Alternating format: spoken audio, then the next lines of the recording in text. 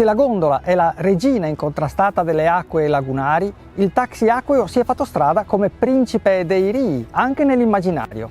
È facile infatti associarlo ai grandi divi in città per la mostra del cinema. Questo particolare motoscafo si è trasformato in una immortale icona glamour.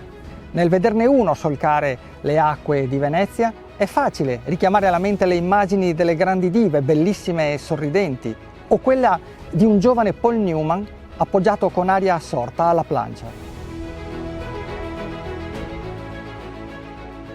La sua nascita è tutta veneziana, suscitata come spesso accadeva in passato da una novità tecnologica introdotta per esigenze belliche, i MAS, i potentissimi motoscafi utilizzati per le incursioni navali, progettati nei cantieri della città dall'ingegnere Attilio Bisio a pochi mesi dall'inizio della Prima Guerra Mondiale e destinati pochi anni più tardi a ingentilirsi per solcare le acque veneziane come imbarcazioni da trasporto.